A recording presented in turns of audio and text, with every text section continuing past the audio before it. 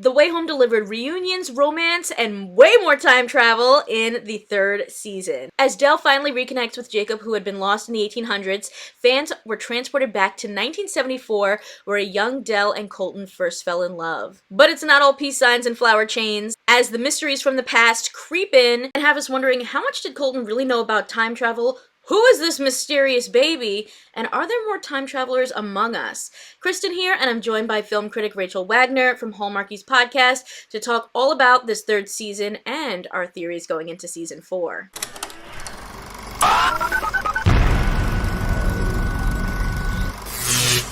So we got the 70s. That was the big new addition to the lore, and we got to learn so much more about Colton in particular. I think that was all pretty effective, and I was glad that this year we had less time in the present and people just kind of complaining. Like everybody was more there were characters that could act and do something and have a point of view, and it just helped. I think it was a big step up from season 2. I love that each season you're really seeing like the ripples in history of how things affect each other, but also how things repeat. And I feel like we were really seeing that in this season, especially now that we're further along. So it's like, the love triangle, for instance, you see it in every decade with every group of people. And I think that it's kind of like scary how good they are at casting all of these. Yeah, they did excellent job with that. Yeah, I think of making all of the actors feel like believable versions of the other actors. It was very good. You're like, that's baby Colton. There's teen Colton. Yeah. There's adult Colton. Like, it all flows so well. Speaking of those love triangles, what has been your thoughts? I'm, Team 1814. I've always liked that part of it the best. I just think that character is the most interesting, and it's kind of the most unpredictable. And I just love Thomas from the very minute he was introduced, and they've only made him better and better and better and more of a dreamboat. And it's a little bit unfair because I feel like who can compare with this man who's like so selfless and hunky. And I mean, the very first time we saw him, he's like getting up out of the pond, all, hunky. I feel like it's sort of unfair that Elliot didn't stand a chance,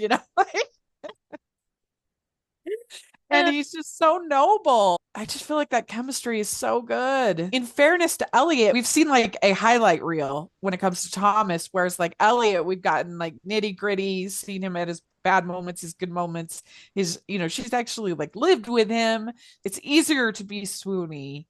Yeah. When you're the new hunky guy coming in versus the friend. Yeah. Towards the end of this season, I was sort of like, I'm a little bit over the love triangle, but I could see like where the love for him comes from.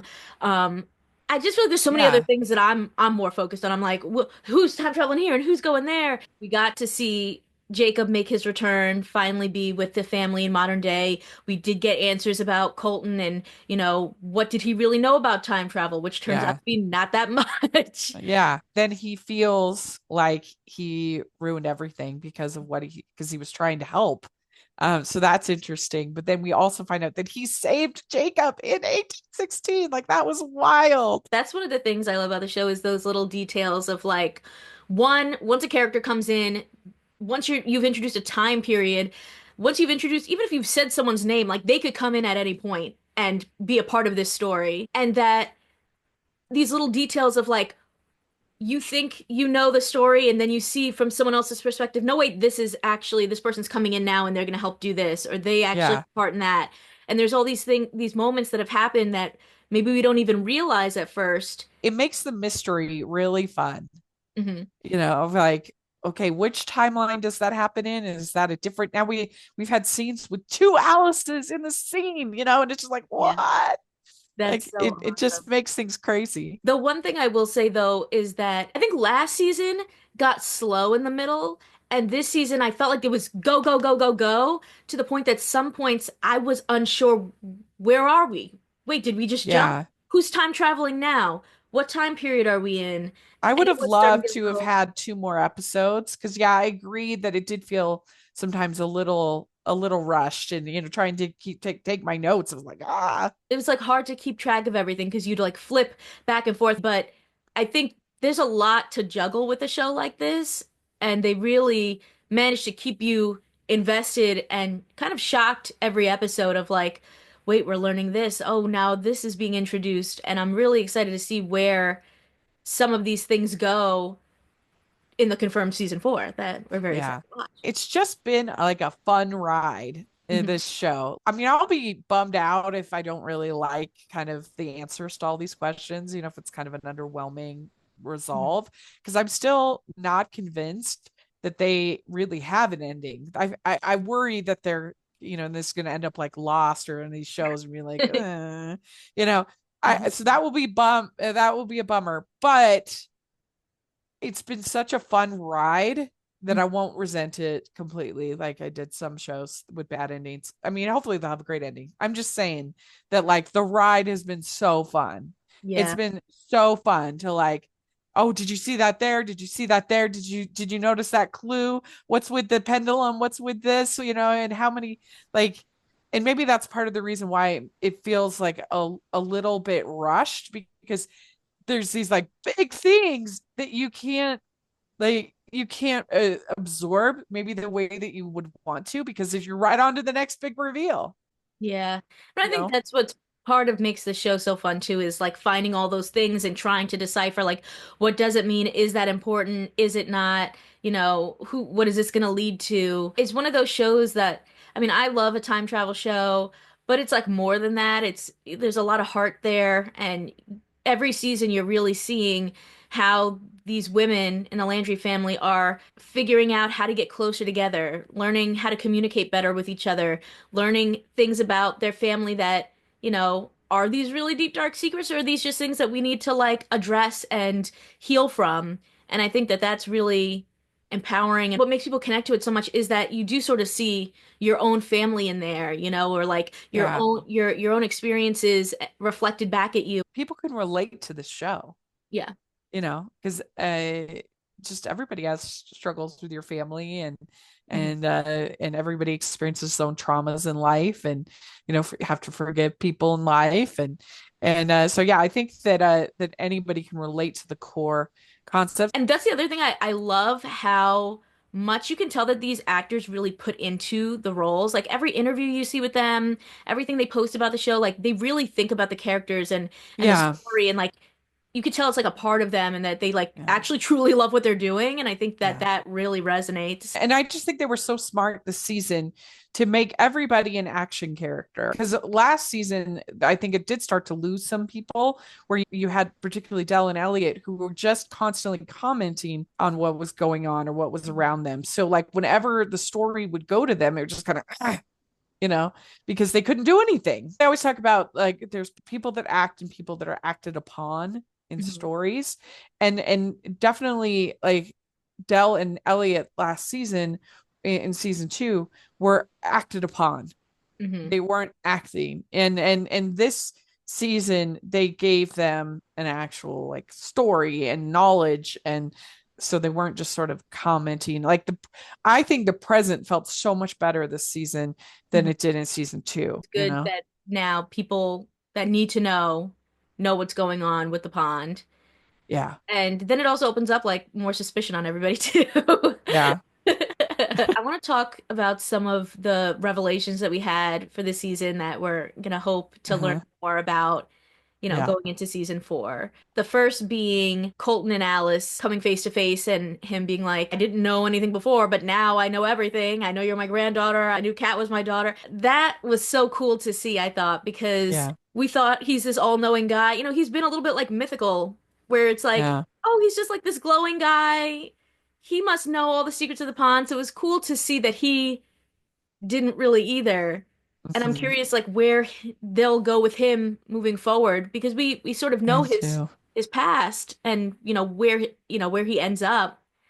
So how will they continue using him in the story in season 4? It'll be interesting to see if he tries to time travel again, and if it maybe takes him somewhere different or what's going on. Also, I feel like There were a couple of moments in this season that characters to me seemed like they had light bulb moments, like Jacob and Dell realizing, wait, maybe this pond doesn't have to be a curse. Maybe it could give me more time with people. Seeing Dell jump in this finale was crazy, and she got to go see Yeah. her wedding day, but I wonder, like, could we ever see her go and end up talking to Colton and reuniting with him in some way, like her version of Colton? I definitely could see that.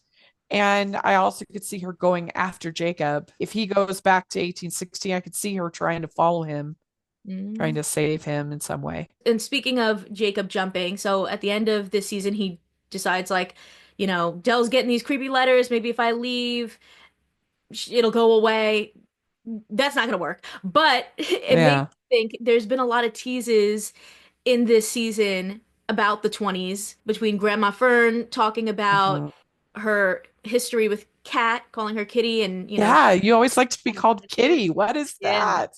And the story with Elliot being the baby, and the reference to the T.S. Eliot and the wall that was built in the 20s. I just feel like there's a lot of references to the 20s. So I feel like Yeah. when Jacob jumps, I think he thinks he's going to go to the 1800s, but I could see him going to the 20s and starting off a whole new, adventure storyline that dives into, what's going on there, what is the real story with Elliot's mom, now that we know that Elliot's the baby, and just maybe bringing us into a whole new time period with people and maybe introducing us to like a young Grandma Yeah. Fern. I would love to see, yeah, Jacob make his peace with the pond. I think it took so much from him, so it's difficult for him to see it as like this, like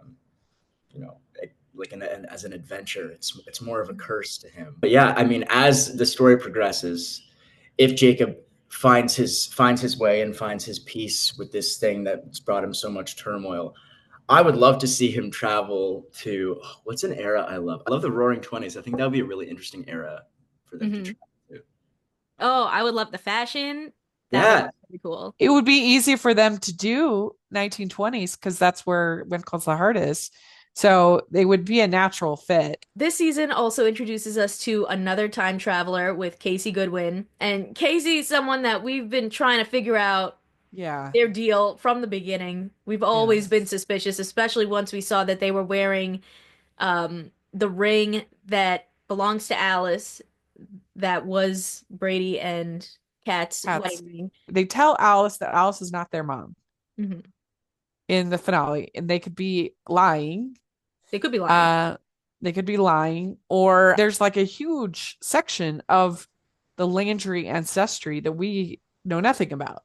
Hmm. You know, we have no idea from basically 1816 all the way until the 1970s. We don't know anything. And Yeah. so, again, if they went back to the 1920s, there could be a whole nother person that we don't even know about. That's true. Or it would be cool to go into the future too, if that's where Casey is from. And I keep bringing up this police investigation report that was like in the background of Oh, one of yeah. the scenes where it's from the 90s when Jacob went missing, and they mention a Keeley coil in the 90s, and we know that Casey is not Casey, it's literally K and C. Could that Yeah. be that Keeley coil? And if so, that could mean that Casey is somehow a relative of all of these family lines that we've met. Maybe they're a Landry, Coyle, Goodwin mix somehow in the future. Maybe in season 4 they'll introduce us to a modern day Coyle. We've already seen one in the 1800s, one in the 70s, who could fall for a Landry, and then that child could fall for a Goodwin, leading to a future grandchild that is Casey. And maybe Yeah. they've time traveled to our present day, to the 90s, maybe to other time periods to help with Yeah. whatever's going on in this family history. They probably know more than anybody else about the Landry family history, and they just can't say anything because they don't want to get in trouble for breaking the rules. I think that's what's so fun about the Casey character is I love that it's keeping people guessing. They're the biggest anomaly of this show, and I think that's so great. um, what can we tell you about Casey? Now that it's out that they're a time traveler, I think it's very safe to say that they know a heck of a lot more than maybe even a good chunk of our characters do about the lore, about the story, about everything. And I think that they are fascinating, and they will continue to be fascinating. And it's so perfectly played by Vaughn. They're a little bit of magic, and I love that. I love that they can pop up unexpectedly anywhere. I love that they are very similar to Fern in a weird way, about like they kind of do speak in riddles a little bit, or they only share as much as is absolutely necessary to share. They're well versed clearly in the rules of the pond. Let's talk about the whole secret baby storyline. So from the very beginning of this season, we've known that two mysterious people dropped a baby off in front of the pond, left a note, and we didn't know who that baby was, who those people were, trying to figure out all season long. By the end of this season, we know that the baby is Elliot. There seems to be a connection to a mysterious girl that had a T.S. Eliot book in one of the episodes, and they find the poem that connects to that in this clock at Elliot's house that was behind this wall that was built in the 20s. Again, we're going back to the 20s. How is all of that possible unless Elliot's mom somehow time traveled? It all kind of like is tied together now with this clock that is mysterious, and it's got a pendulum. And talks about traveling to the past, to the future, to the present. So is that gonna lead to something? A TARDIS. What's really interesting about how we leave things in this season is it seems like maybe from here on out things are about to get a lot more personal for Elliot when it comes to the pond. You know, he's someone that's you know, other than this lovely jump that Alice gave him to get his 5 more minutes with Colton, he's kept the pond at arm's length, right? He's the guy that observes and comes up with the rules and figured out the fin factor and all those things. But he's also kind of, you know, held it against characters as well, like Kat running off to the past in order to avoid problems in the present. You know, he's certainly called that out, and he has absolutely recognized the trouble that you can get in by going back and maybe attempting to fix something, and obviously you can't. And he all through that he's kind of taken this sort of objective view from afar, from high up. And what's interesting about this implication at the end of the season is that now it's about his family. Now the pond has affected his childhood, how he grew up. Yeah. And I think that will be a really interesting launching pad for him into a season 4 of now. Like, I mean, it's the cheesiest line ever, but you see it, you know, on those action movies. Now it's personal. And I do think that's kind of how he's going to approach things in a season. Do you have any other theories, thoughts about this season? I just think we're going to see more of Thomas somehow, some way. And I think it's going to be interesting to see what happens about this baby. Yeah. I'm very, very curious. And I also think that Evelyn knows more than she's let on. So I'm very curious to see, because she was saved from the pond. She knows about the lore of the pond as far as like it being a mystical, magical place. Mm-hmm. So I'm very curious to see. She knows she has the painting of Kat from the 1800s. She's got to be wondering. Very curious what happens with her character. But yeah, it's going to be fun. Regardless of what they decide, it's going to be a fun ride.